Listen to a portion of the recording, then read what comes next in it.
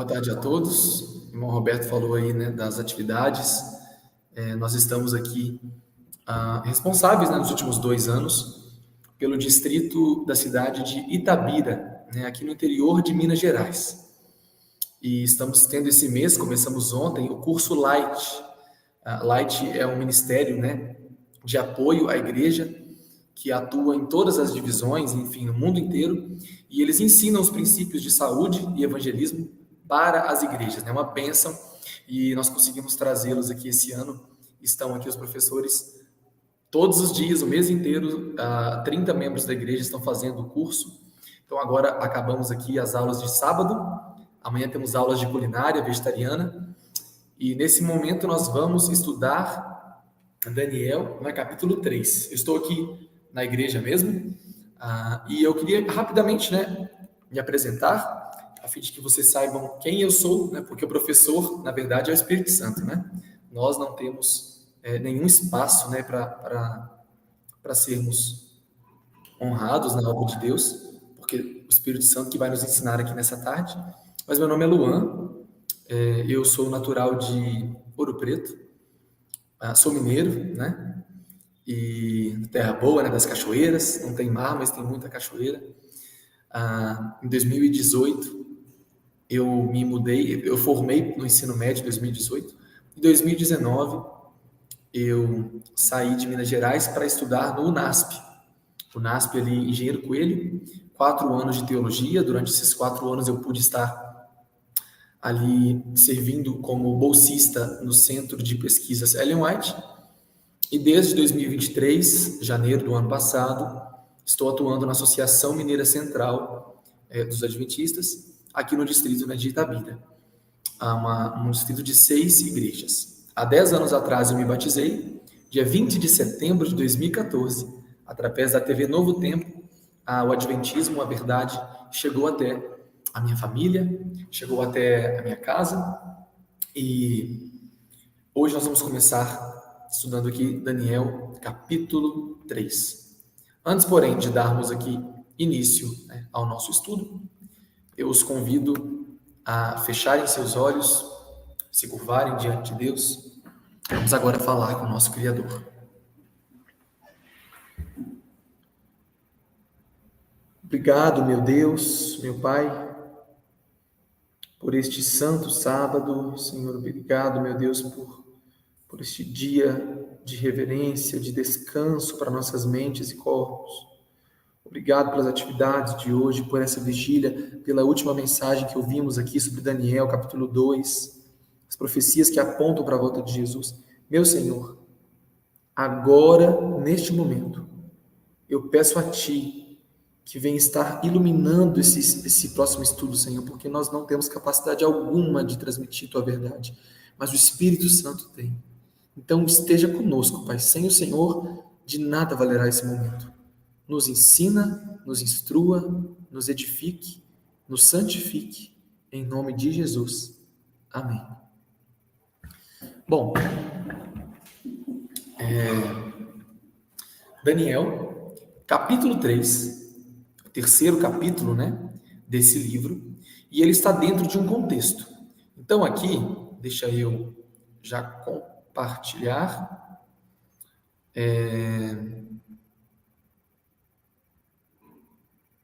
Perfeito. Acho que vai sair junto com o áudio também do sistema. Está aqui.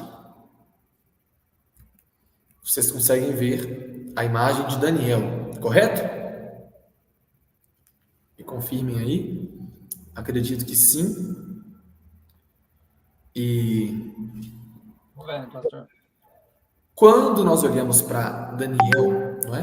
Nós temos que entender o seguinte: o grande conflito é o pano de fundo para esse livro. A Bíblia, todos os livros da Bíblia estão dentro de um contexto. Qual é esse contexto?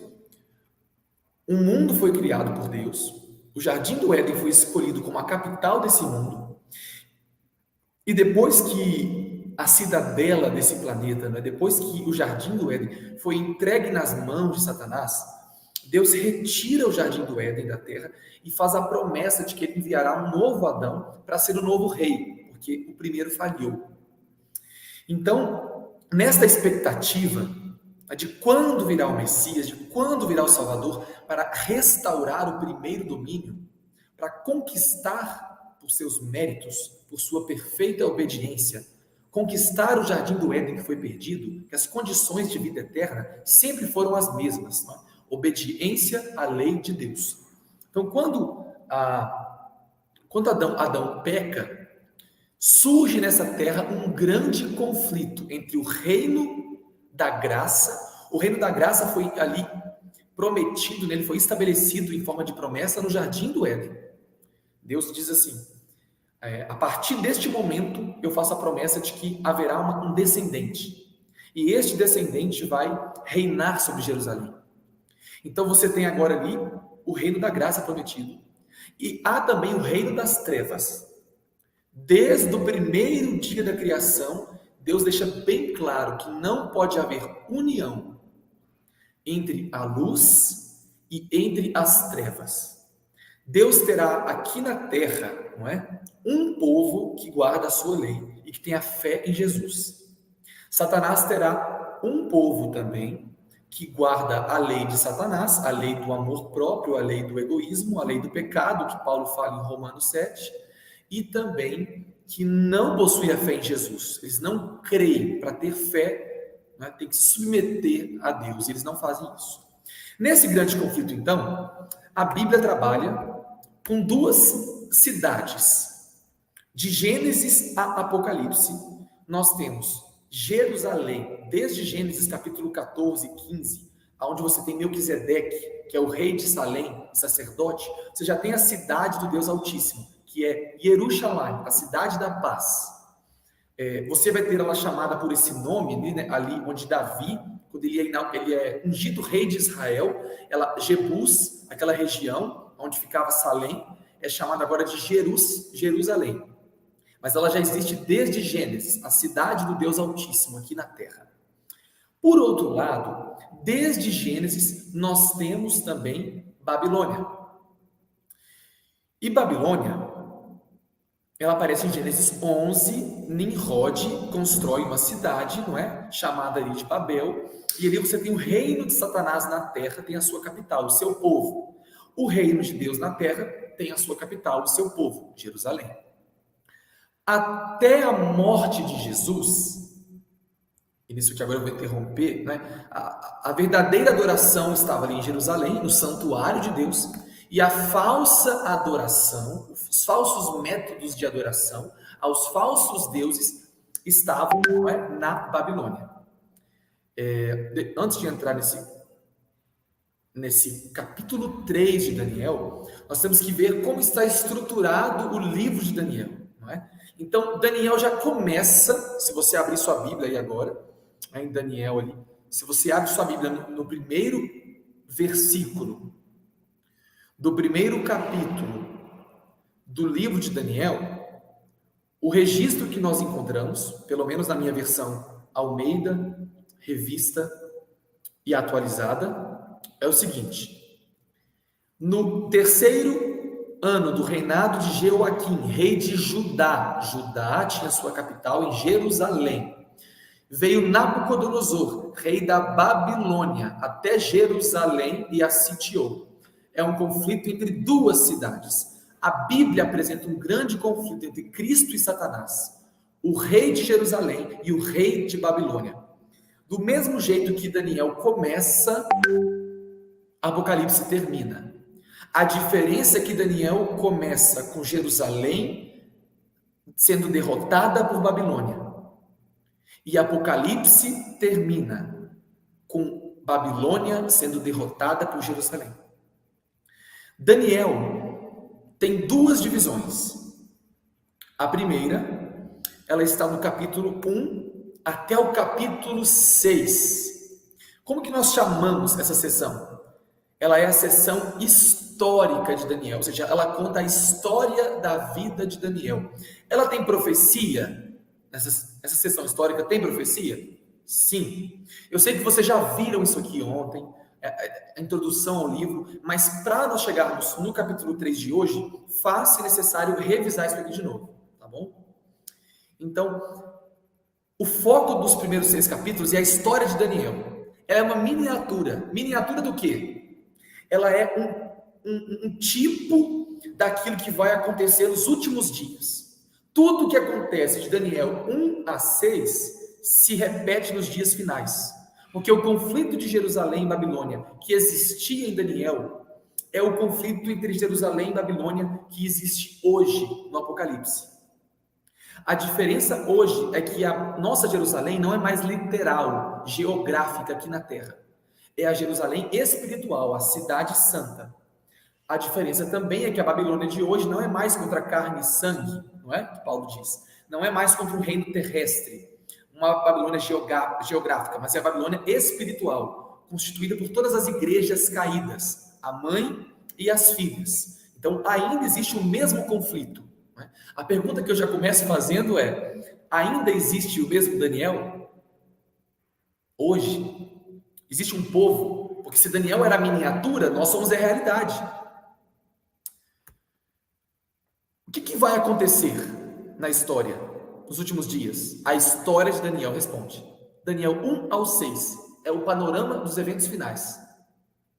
Agora a pergunta que fica para nós é: quando que essas coisas vão acontecer? Daniel nos diz o que vai acontecer, mas quando que essa história vai se repetir? Aí nós temos o capítulo 7 a 12. É a sessão profética. Nessa sessão profética de Daniel, nós temos o seguinte: tudo aquilo que aconteceu na vida de Daniel vai se repetir quando? No tempo do fim. Por isso que o capítulo 7, ele começa dizendo quando começa o tempo do fim, que é depois de 1260 dias proféticos. E a partir de 1798, e de Daniel 8 vai deixar mais específico ainda, a partir do final dos dias, que é 1844, ou seja, Daniel 8,14 diz que nos últimos dias vai se levantar de novo um conflito entre a verdade e o erro. Lá diz que o chifre pequeno vai atuar até os últimos dias. E esse chifre pequeno, no Apocalipse, é Babilônia. Mas para eu entender o que é Babilônia, isso aqui vocês vão... é necessário para entender o final do nosso estudo daqui a pouco. Para nós entendermos o que a Babilônia do Apocalipse faz nos últimos dias, hoje, eu tenho que ver primeiro o pano de fundo do Apocalipse. De onde que o Apocalipse foi tirado? De Daniel. Então, Daniel e Apocalipse estão juntos. Um é a profecia fechada, o outro é a profecia revelada, aberta. Não é? Um é a profecia no Antigo Testamento, a outra é do Novo. Então, tudo que vai repetir hoje, eu tenho que ter minha base lá em Daniel 1 a 6, para eu ver o que é que vai acontecer, e Daniel 7 a 12, para eu ver a história do mundo nos últimos dias. Quando os eventos finais, não é, vão acontecer. Então, para isso, eu vou aqui interromper o compartilhamento agora, a fim de que nós possamos abrir nossas Bíblias, Daniel, capítulo 3, e tendo esse pano de fundo, esse grande conflito, nós já vamos entender que tudo que Daniel passou é o que passaremos hoje. Quer ver um exemplo? Daniel capítulo 1 nos ensina que, assim como Daniel teve que ser, nos seus dias, um exemplo da reforma de saúde, nos últimos dias, Deus terá um povo que viverá com uma alimentação e um estilo de vida à base de frutas, não é, de vegetais e água. Então, por que outros livros da Bíblia nos mostram personagens comendo outras coisas? Porque eles não foram escritos com o mesmo propósito que Daniel foi. Os livros da Bíblia muitas vezes retratam a vida como era nos dias do passado. Daniel não. Ele retrata a vida de como deve viver o remanescente nos últimos dias. Daniel foi escrito para nos preparar para esse conflito. Daniel 3 é quase o clímax desse conflito. Porque Daniel 3 vai nos ensinar hoje 2 lições, tá bom? Nós vamos aprender 2 lições aqui. A primeira é sobre fé e obediência. E a segunda lição é sobre a verdadeira e a falsa adoração no tempo do fim. Daniel, capítulo 3. Eu gostaria de ler com vocês aqui. Versículo 1, primeiro. O rei Nabucodonosor fez uma imagem de ouro que tinha 60 côvados de altura e 6 de largura. Levantou-a no campo de Dura, na província da Babilônia. O verso 2 vai nos informar que ele chamou todos os governantes da terra, sátrapas, prefeitos, governadores, juízes, tesoureiros e magistrados. Tudo no capítulo 3 de Daniel aponta para o número 6. Não é? Eles trabalham muito com essa sequência. E isso é muito semelhante ao que vai acontecer em Apocalipse capítulo 13, em nossos dias. Porque haverá uma convocação de todos os reis da terra para adorarem, não é? A imagem da besta, que é Babilônia. Da mesma forma que Nabucodonosor fez isso. O problema está no decreto de morte. Porque se você observar bem, no versículo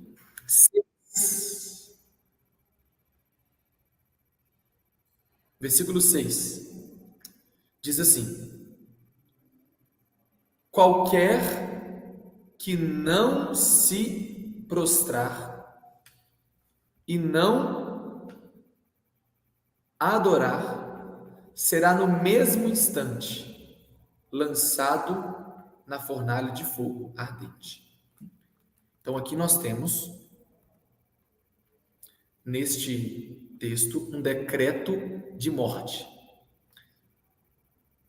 funcionando como pano de fundo para aquele que teremos lá em Apocalipse 13, ok?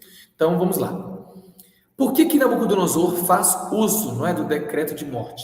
Porque antes da cruz, antes de Jesus morrer, o Estado e a igreja funcionavam juntos. Entenderam? Vou dar um exemplo. Sacerdotes eram líderes religiosos, mas eles tinham poder civil de punir o pecador. Então, se alguém, por exemplo, mata alguém, se alguém, por exemplo, adultera, havia leis em Levítico e em Deuteronômio que a igreja de Deus, o povo de Israel, tinha que punir esse pecador, porque o reino de Deus era um reino terreno. O reino de Deus estava neste mundo. A capital do reino de Deus era Jerusalém, aqui na terra. Então, os pecadores eram punidos, porque igreja e estados eram uma só nação, nação de Israel. Quando Cristo morre, não pode haver união mais entre igreja e Estado. Por quê? O trono de Deus estava nesse mundo. Isso você pode ler em 1 Reis. Quando Salomão se assenta no reino de Israel para reinar no lugar do seu pai, é dito para nós ali que ele se assentou no trono do Senhor. Então o trono aqui na terra era o trono de Deus. Entendeu? Era o trono do Senhor. Quando Jesus morre, esse trono é removido da terra, porque eles rejeitam a Cristo. E o trono de Deus passa a ser agora no santuário celestial. Eu não falo trono de Deus o Pai, este sempre esteve no céu. Eu estou falando do trono do rei dessa terra, que era Adão. Passou-se para ali os reis descendentes de Davi. Mas quando vem aquele que possui o reino por direito, o rei justo, prometido lá em Ezequiel e Zacarias, esse rei, ele agora se assenta no trono dos céus. Quando ele faz isso, ele tira o reino de Deus desse mundo. Então a igreja não pode mais se envolver com questões civis. Se alguém mata, se alguém adultera, se alguém comete um crime, ele tem que ser punido por quem? Pela igreja ou pelo Estado? Depois da cruz, a igreja está separada do Estado. Ela não usa mais do trono de César. Qualquer igreja, aí entra a Babilônia, qualquer igreja, assim como Nabucodonosor, que fizer uso da coerção, não é? Da força, da pena, para levar alguém à obediência, ela se torna automaticamente Babilônia. No Apocalipse, Babilônia é a mulher, a igreja, que se prostitui com os reis da terra. O que é isso? É uma igreja que está se unindo de novo com os tronos, com os reis desse mundo. Isso foi proibido por Cristo Jesus, depois que ele morre. Então, quando uma igreja diz assim, ó, esta é a lei da igreja, quem não seguir esta lei sofrerá uma pena de morte, ela está repetindo aquilo que Babilônia fez no passado. Então, nós seremos em breve testados por Babilônia, como Daniel foi, a escolher entre salvar a nossa vida ou sermos leais a Deus. Ou nós vamos escolher morrer, porque às vezes nós aprendemos errado o que é fé, sabe? A gente pensa que fé é o seguinte: acredite que vai dar tudo certo. Não, isso aí é espiritismo, é pensamento positivo. Não, tenha fé que vai dar tudo certo. Não, fé é confiar na palavra de Deus. O que os jovens ali escolheram fazer perante o rei? Eles responderam o seguinte: nós não precisamos entrar em contato com você, em discussão com você, rei, sobre esse assunto. O nosso Deus a quem servirmos, ele não fala que vai nos livrar. Olha só, ele pode nos libertar da fornalha ardente e de tuas mãos, ó rei, e ele nos livrará. Ah, e ele nos livrará. Então Deus sempre vai nos livrar. Olha o que eles dizem. Se não, ou seja, isso é o verso 17 e 18 de Daniel 3. Se Deus não nos livrar, fique sabendo, ó rei, que não serviremos aos vossos deuses, nem adoraremos a imagem que criaste. Então o rei ameaça: se não adorarem, serão mortos. Os judeus respondem: se o nosso Deus não nos livrar, ainda assim não adoraremos a imagem. Fé não é somente crer que tudo vai ocorrer como nós imaginamos. João foi morto, decapitado, João Batista. Porque fé é crer que a palavra de Deus tem poder para cumprir o que ela diz. É acreditar nas promessas de Deus. Qual era a promessa de Deus lá em Êxodo 20? Não farás para ti imagem de escultura, e nem a elas prestarás culto. Então eles acreditaram na promessa de Deus, que não podemos fazer isso. A palavra de Deus tem poder. Fé não é confiar que Deus fará o que nós desejamos. Fé é obedecer às ordens de Deus. Atos 6, verso 7. Obediência pela fé, lá diz. E viver Deus esperando cumprir o que ele prometeu. A minha parte é a obediência. Com Deus eu deixo as consequências. Quando exercer fé nos leva a passar por tribulações, quando ser fiel à palavra nos leva a ser atribulados, Deus prometeu em Hebreus 13, verso 5, que ele sempre estaria conosco, que ele ia nos estar andando ao nosso lado. Jó era obediente, mas ele perdeu tudo. Deus não promete nos livrar da aflição, mas Jesus cumpriu a sua promessa, porque lá em Daniel 3:25, Nabucodonosor vê não 3 homens lançados na fornalha, ele vê 4. Então, Ciência do Bom Viver, na página 90, nos diz assim: Deus é demasiado sábio e bom para atender às nossas petições sempre do jeito e do tempo pelo qual nós desejamos. Deus fará mais e melhor por nós do que realizar sempre os nossos desejos. Eu me lembro de ouvir o testemunho do pastor Pavel Goya. O pastor Pavel estava com seu pai, um homem de fé, no leito de morte, com câncer. E o filho, Pavel, orando pelo seu pai, que tinha o mesmo nome: Deus, cure meu pai. A gente faz esse tipo de oração, né? Isso não é fé, isso é presunção. Exigir coisas para Deus é presunção. Eu só posso exigir para Deus aquilo que ele prometeu. E ele nunca prometeu que vai curar os doentes. Se for para salvar, ele cura. A preocupação dele é salvar. Os milagres de Jesus, que você vê na Bíblia, eram para levar as pessoas a ter fé nele. Por isso que em muitos lugares a Bíblia fala que ele não podia fazer milagres. Não porque ele não tinha poder, mas porque não ia causar salvação. Ia prolongar a vida da pessoa por um tempo e depois ia voltar de novo à desobediência. Então o maior milagre é fazer um pecador virar obediente. Esse é o milagre da fé. O pai dele curar, e o pai dele no leito de morte. O filho, pare! Basta. Pare de orar para Deus me curar. Ore para que Deus faça a vontade dele. Se for para a glória de Deus e salvação de almas, que eu fique vivo, que ele me cure. Mas se ele entender que eu já cumpri o meu propósito de serviço e utilidade aqui na terra, eu não vivo para mim. Se Deus entender que eu já cumpri o meu propósito, o meu objetivo, que ele me leve. Isto é confiar em Deus. Entender que Ele fará o melhor, mesmo que seja diferente do que nós planejamos. Nós planejamos muitas coisas, nós temos métodos, calendários, nada disso está errado, mas é confiar em Deus em última instância. A minha mãe sempre me diz assim: filho, quando vier o fogo da perseguição, eu não vou suportar. Imagina ser queimado. Imagina sofrer. Luan, eu amo, ela diz, filho, eu amo essa fé adventista, mas eu tenho medo de negar a Cristo. Já imaginou? Se nos coloquemos no lugar desses jovens.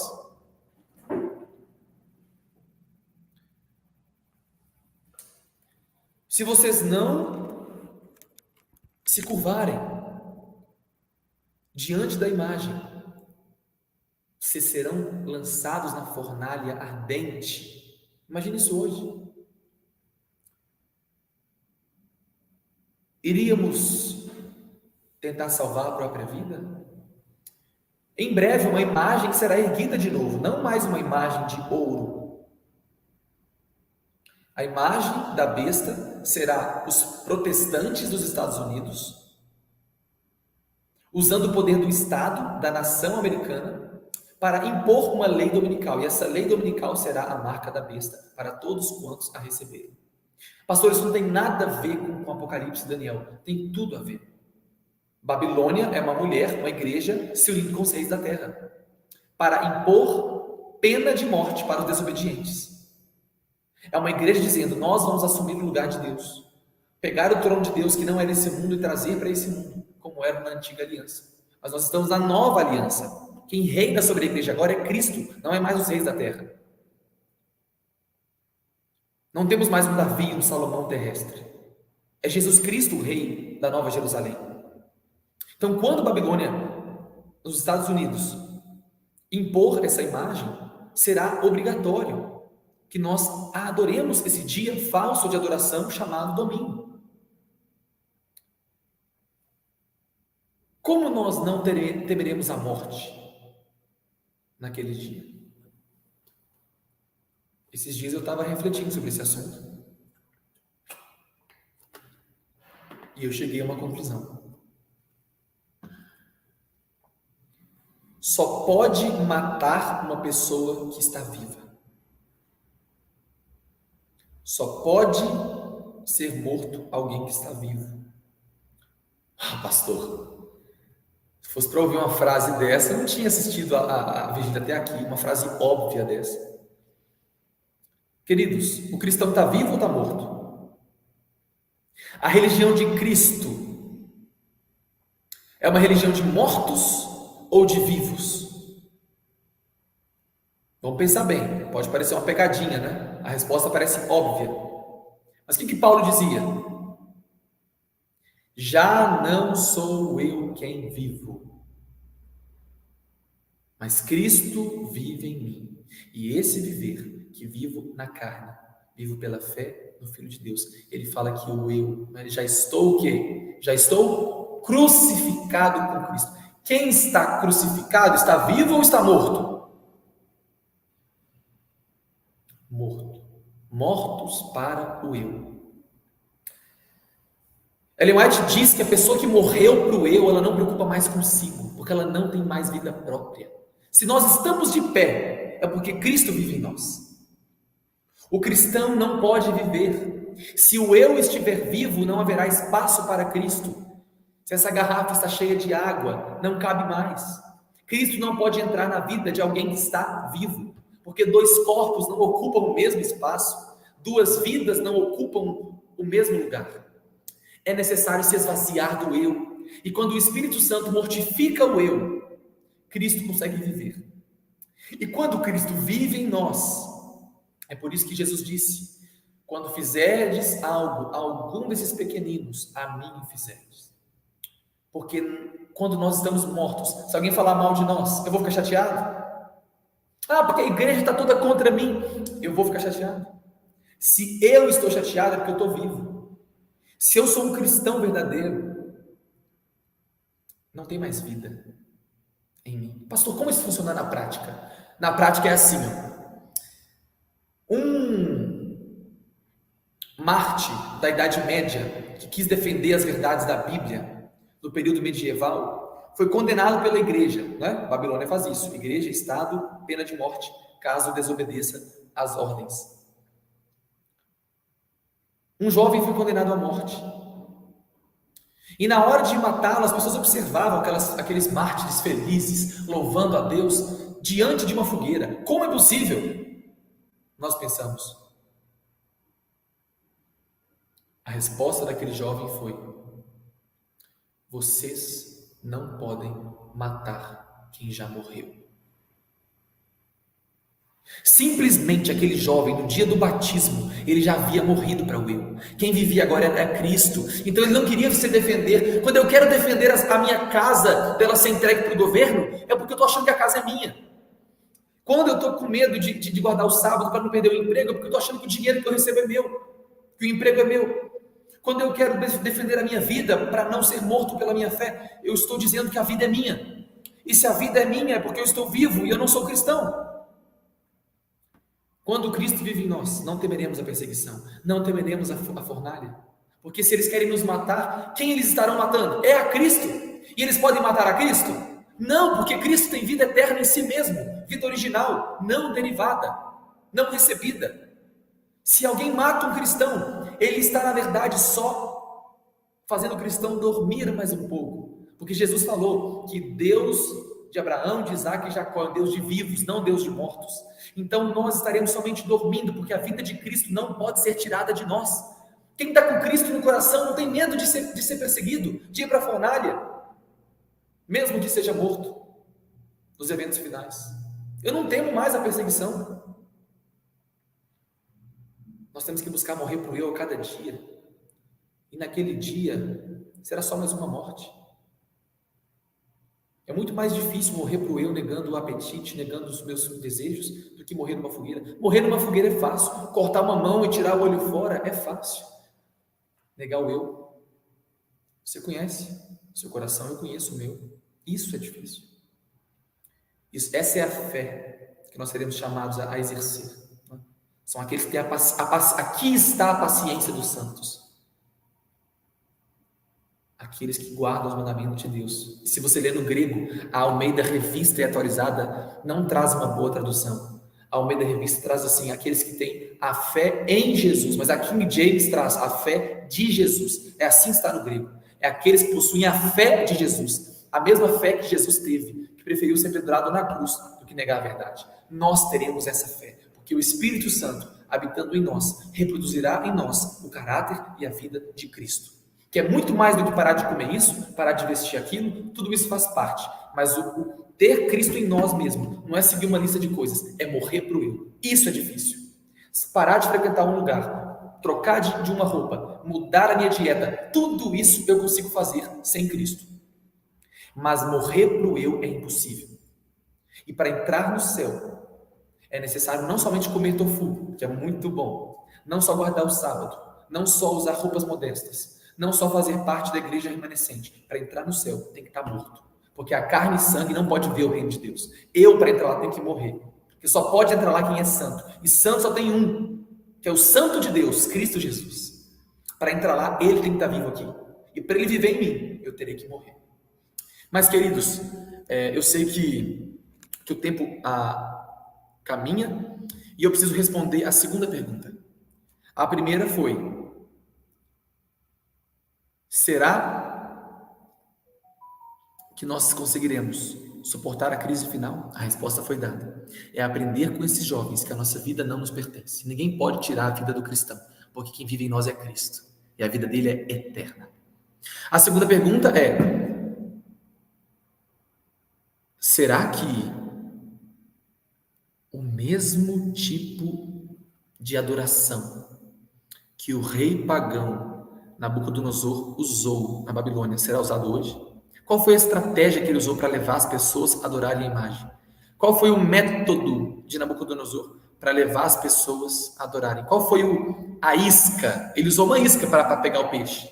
Ele não falou assim, ó, na hora que eu mandar vocês se prostrem. Qual foi a estratégia dele? Na hora do quê? Daniel 3 Vamos ler? Está com sua Bíblia aí? Daniel 3, versículo 5.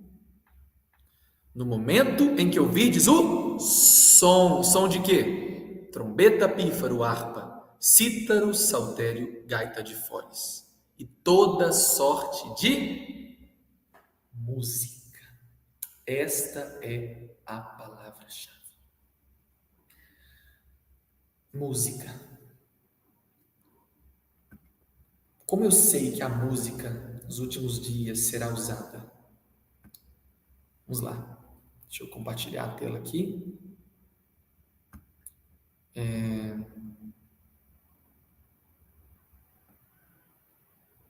Ok. Compartilhando a tela. Por que a música será utilizada nos últimos dias? Bom, a música, um professor chamado Jean Paul Tanner, do Antigo Testamento, ele diz que no ritual de Nabucodonosor, a música solenizou e intensificou a cerimônia. Mas não só isso. Ele afirma, esse professor, não é adventista, que, na verdade, a música serviu para agitar as emoções de todos e amortecer os sentidos. Tanner, ele acrescenta que a música solenizou e intensificou as emoções naquele momento, amortecendo a habilidade de pensar de maneira clara.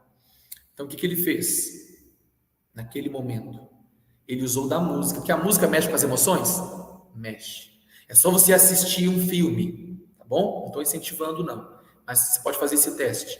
Assista a cena de um filme sem a trilha sonora, uma cena romântica, uma cena de clímax, sem a trilha sonora.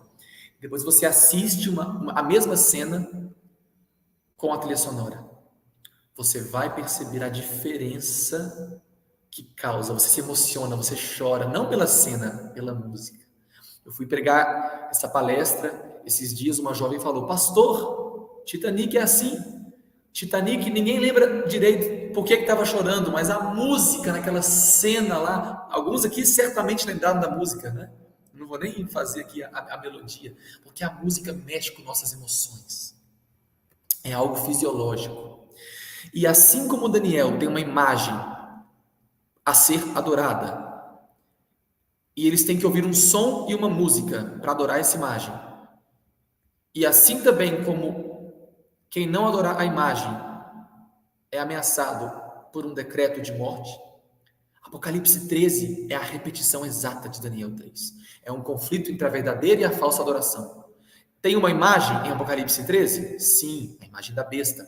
Ela tem que ser adorada? Sim, a imagem da besta. Quem não adorar essa imagem vai ser ameaçado por um decreto de morte? Sim.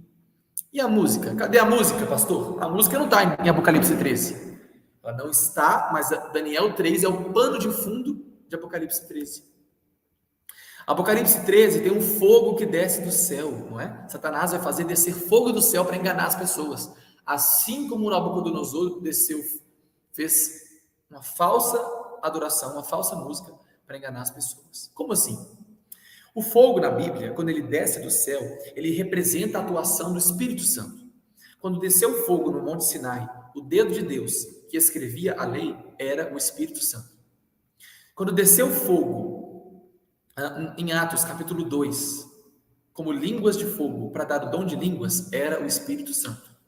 Quando desce fogo na Bíblia, é uma manifestação do Espírito Santo. Se Satanás vai fazer descer fogo do céu, porque ele vai imitar a obra do Espírito Santo. Assim como nos dias de Daniel, a música será um elemento para fazer com que as pessoas pensem que estão cheias do Espírito Santo. Reavivamento causado pela música será um falso reavivamento. O verdadeiro reavivamento será causado em nossas vidas quando nos prostrarmos de joelhos a cada manhã e noite, abrirmos e confessarmos nossos pecados a Deus e lermos a palavra, a Bíblia, o Espírito de profecia, e seremos grandemente reavivados. Ellen White diz, no manuscrito 110 de 1904, que quando o dia marcado chegou, o dia, ele fez a imagem e tinha um dia, sabia? Um dia para a imagem ser inaugurada. Naquele dia, ao som da música arrebatadora, mas o inglês é extrinsic, intrinsic significa extasiante. É uma música que te tira do controle das suas emoções. A vasta multidão se prostrou e adorou a imagem de ouro. A história se repetirá. Olha o que ela diz. A falsa religião será exaltada. Revista Sinais dos Tempos. Olha o que ela diz aqui. A princípio será tentada a linguagem da atração. Antes de nos enganar e nos levar para a fogueira, Satanás vai tentar nos atrair. Antes do decreto vai vir algum elemento, como foi a música, para nos atrair, para nos envolver. A linguagem da atração. Como o rei da Babilônia tentou, usando o poder do engano da música. Então, a música ali serviu para enganar. Como pode? A música pode ser uma bênção. A música é uma bênção nos corais celestiais. A música tem sido uma bênção na nossa igreja adventista. Mas será que ela pode ser uma maldição? Bom, a nossa igreja adventista ela é uma bênção. Ela é repleta de materiais. A Casa Publicadora Brasileira tem muitos livros sobre o assunto da música. Recomendo a vocês, Cristãos em Busca de Êxtase, e esse aqui também, Segredos de Daniel, do Jacques Ducan. Ele é um teólogo judeu adventista. No capítulo 3 de Daniel, ele escreve o seguinte: os antigos povos, os babilônicos, sabiam como usar a música para obter uma experiência mística, uma experiência, eu estou sentindo o Espírito Santo. Então, esse episódio de Daniel 3, nos admoesta contra uma religião estritamente emocional. Eles não se curvaram diante da imagem porque eles sabiam que era certo. A maioria ali nem queria adorar o mesmo Deus que Nabucodonosor. Muitos judeus que estavam ali sabiam que aquilo era errado, mas foram levados pelas emoções. A música, quando bem utilizada, é uma grande bênção, mas quando mal utilizada, é uma terrível maldição. A música é o ídolo adorado por muitos professos cristãos observadores do sábado. Esse homem chamado Charles Parham, ele foi um dos fundadores do pentecostalismo moderno. Isso aconteceu há 125 anos atrás, na América do Norte. Eu não disse que tudo que acontece em Daniel tem que se cumprir nos nossos dias? Então é tudo. Reforma de saúde, dom de profecia, vai vir um decreto, vai ter uma imagem, vai ter uma música falsa, vai ter um convite para sair de Babilônia hoje, como teve lá em Daniel 4, convidando Nabucodonosor a se arrepender, e ele saiu. Os que vão vir na última hora, ele veio. Vai ter a queda de Babilônia hoje? Vai, assim como teve em Daniel 5. Vai ter um decreto de morte e seremos lançados em covas e Deus vai nos libertar, Daniel 6. Tudo vai se cumprir. Vai ter a música verdadeira e a falsa? Sim. Esse homem, ele teve um aluno chamado William Seymour. E esse William Seymour, ele em uma casa ali na Rua Azusa, o ano era 1901. Esse ano é muito importante para nós, adventistas, porque esse ano aconteceu a Campalde Indiana, e ali também aconteceu o ano da Conferência Geral, onde Ellen White falou que Cristo estava prestes a voltar, porque o falso e o verdadeiro estavam começando a se diferenciar, só que nós trouxemos o engano para dentro também do nosso meio. E Deus até hoje não voltou. Nessa igreja aqui, na Igreja da Fé Apostólica, começaram-se as primeiras reuniões pentecostais. Pessoas falando em línguas, pessoas caindo no chão. E como que elas ficavam assim em estado de êxtase, de transe, por meio das batidas musicais? O movimento da Carne Santa, ele acontece ali em Indiana, em 1901. Uma campal da nossa igreja, onde os jovens, adultos e velhos caíam ao chão por meio da música que era tocada. 50 anos mais tarde, surge o neopentecostalismo, voltado agora mais para a prosperidade, mas ainda continua com o elemento músico, o elemento musical. um elemento musical sincopado que causa uma religião mística. Na década de 80 para cá, começa-se as mega churches. A Hillsong vem da Austrália para os Estados Unidos. Os cultos se transformam mais em shows e espetáculos. O pregador agora é mais um palestrante. A equipe instrumental agora é uma banda de louvor. O louvor toma o espaço da pregação. Um culto de 1 hora, 2 horas, tem 80% do seu período somente de músicas. E se fossem músicas sacras, seria uma bênção. Mas as músicas e as luzes nesses espetáculos são produzidas para criar no público uma dependência. Eles ficam emocionalmente abalados. E essas mega churches têm sido trazidas hoje para o Brasil.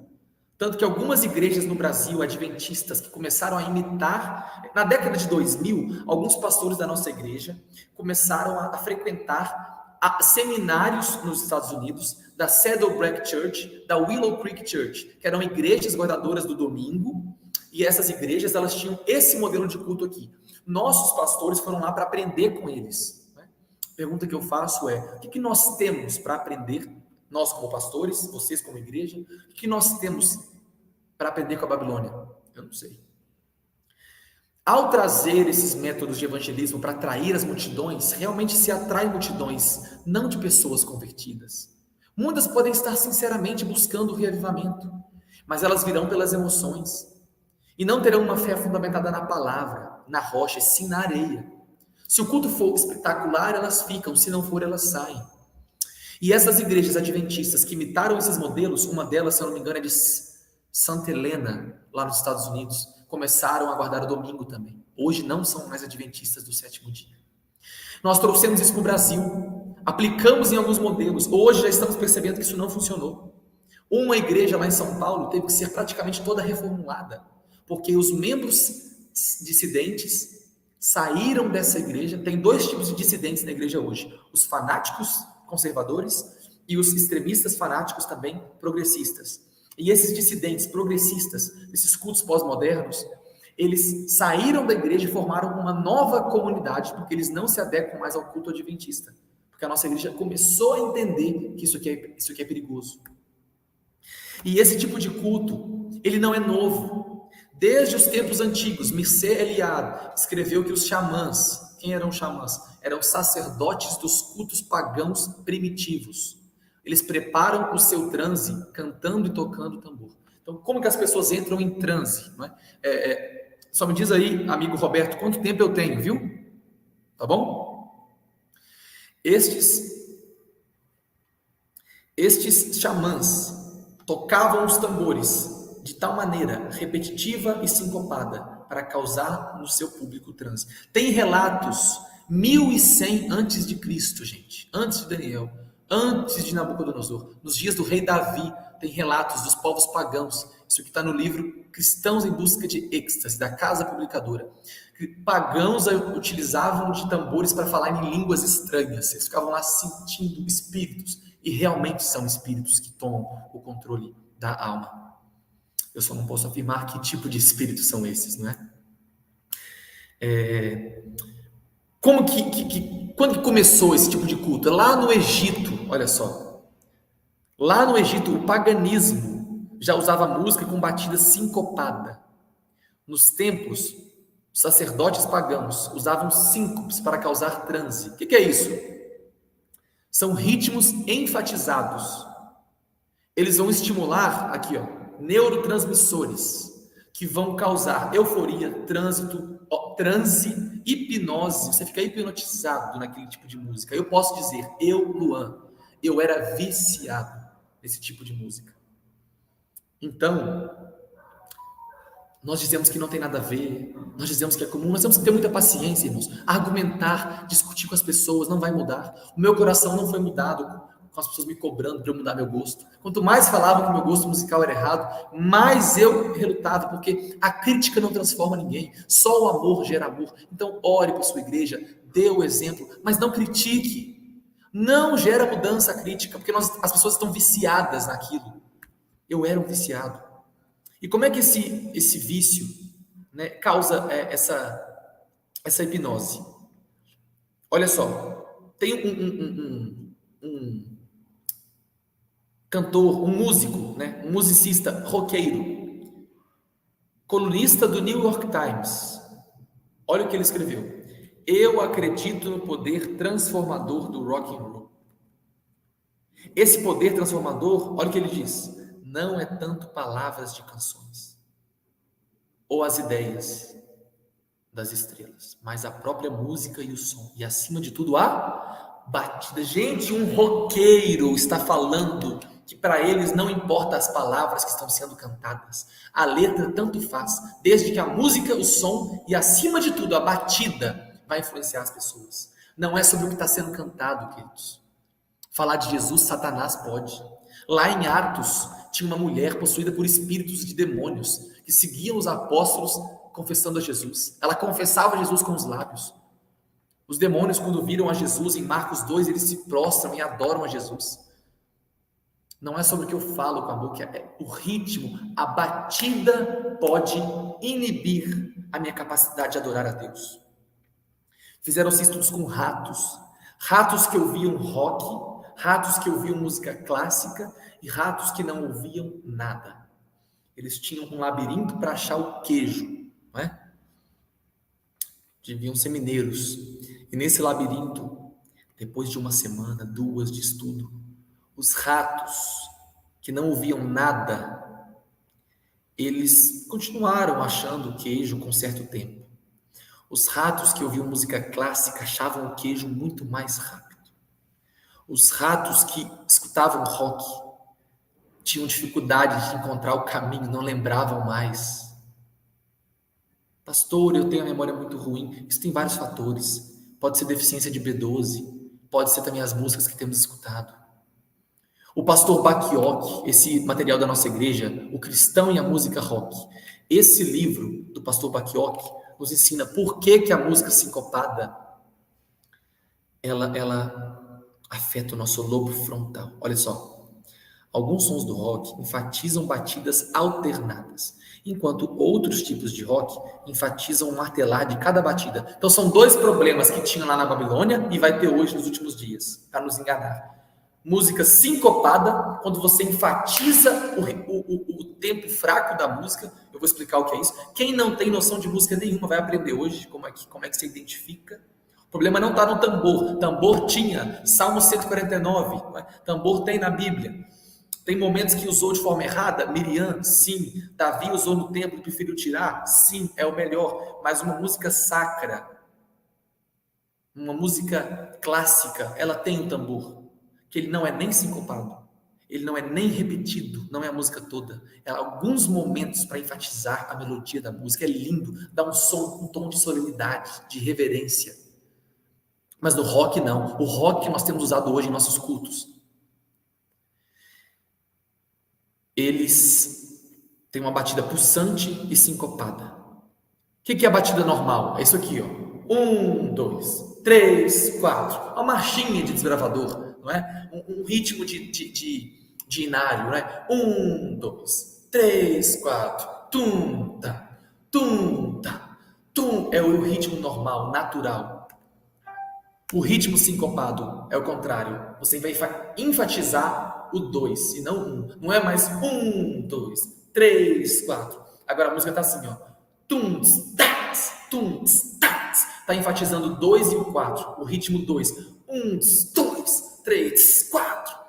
Tem um instrumento que faz isso muito bem. Vocês conhecem? Quando eu faço esse ritmo deslocado, eu desloco o tempo forte do 1 para o 2. Eu causo uma síncope. Ou, às vezes, não é nem síncope, mas é um polirrítmico. Vários ritmos juntos. O que isso causa em nós? Frequência cardíaca alterada. Frequência na alteração do sangue. Vai causar alteração no estado da consciência, causando uma estimulação e até inconsciência. Agora, o texto que eu quero que termine pensando nele é esse aqui. Musicoterapeutas dizem-nos que certos tipos de música como o rock com seu ritmo sincopado. Eles fazem um bypass, eles desligam o lobo frontal. Então, se você ouve uma música dessa, sincopada, ele desligou o seu lobo frontal. Como é que você vai... O lobo frontal é onde no nosso cérebro eu tomo decisões, o que é certo e o que é errado. Eu vou fazer isso, eu não vou. Como é que eu vou ouvir um sermão e escolher se eu vou seguir aquela verdade ou não? Como é que eu vou filtrar se está sendo pregado um erro ou uma verdade? Se minha mente foi desligada, se o lobo frontal foi desativado. Vai tirar de nós, olha o texto, escapar a nossa capacidade de raciocinar e fazer julgamento sobre o assunto. Traz um efeito hipnótico. Bom, queridos? Então eu quero terminar. O manual da nossa igreja diz, toda melodia que partilhe da natureza do jazz, do rock ou formas híbridas, se é parecido, a gente tem que evitar.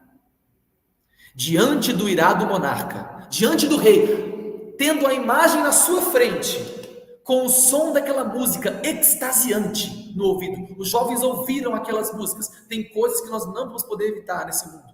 Mas os jovens se lembraram da promessa feita por meio de Isaías. Ellen White diz: não temas, eu serei contigo. Quando passares pelas águas, eu estarei contigo. Quando passares pelo fogo, eu estarei contigo. Esses jovens eles preferiram ser fiéis à palavra de Deus do que confiar nas suas emoções. Eles tiveram uma vida inteira para construir a sua fé, e ali eles só mostraram a raiz que já estava construída. Hoje, aonde está sendo fundamentada a nossa fé? Passamos mais tempo ouvindo músicas ou estudando a palavra de Deus? Que tipo de músicas temos ouvido? Temos sido fiéis ao que Deus escreveu, às orientações que Deus deu? Ou estamos tentando tornar o culto mais atrativo? A palavra não é atrativa, a nossa vida, viver a palavra de Deus, não tem atraído as pessoas? Ou será que está faltando tanto Espírito Santo em nós para atrair as pessoas, que temos que usar métodos babilônicos? Que você possa escolher, como Daniel e seus amigos, ter a fé fundamentada nas promessas de Deus, obedecer a Deus, deixar as consequências com Ele, e no meio da crise final, assim como Jesus esteve com aqueles jovens, Ele não vai nos livrar da perseguição, mas Ele estará conosco, e que assim seja na nossa vida. Nesse momento eu convido você a fechar seus olhos e falar com Deus. Senhor, fazemos um compromisso hoje de sermos fiéis à Tua palavra. Nos ajude, Pai, a não misturar com os reinos e costumes desse mundo. Nosso reino está no céu, nosso príncipe é Emanuel. Nos livra do erro, do engano, Pai, em nossa vida. Nos dê força para enfrentar a crise final. Mortifique o nosso eu. Viva em nós, Jesus. Em nome de Cristo eu peço. Amém. Obrigado, pastor. Muito obrigado. Mensagem poderosa. Realmente, o capítulo 3 é incrível. E como o pastor disse, cada capítulo de Daniel, por mais que seja histórico, tem profecia ali no meio e a gente precisa ficar atento a cada detalhe para que nós não possamos ser enganados pelos ardis de Satanás. Inclusive, quando eu fiz eu tenho uma mensagem parecida com o do pastor, a gente vê que até mesmo na Bíblia as pessoas usavam esse artifício, além de Nabucodonosor. Se a gente voltar lá no bezerro de ouro, foi usado música ali, e vocês viram o que aconteceu. Se vocês lerem o capítulo 40 do Patriarcas e Profetas, de Balaão, ele falou pro rei lá, ó, usa música e mulheres que vocês vai conseguir. E foi exatamente através da música e de mulheres que eles conseguiram derrotar Israel. Então não é algo novo, Satanás não vai inventar bola, tá? Ele não vai inventar nada, ele vai simplesmente usar aquilo que ele já vem usando e pegando pessoas que infelizmente não estão mortas para si, vivendo o Cristo, né? Então, que Deus abençoe aí, pastor, que Deus continue usando aí onde o senhor está, e espero que muito em breve possamos todos juntos estar caminhando para a Canaã Celestial.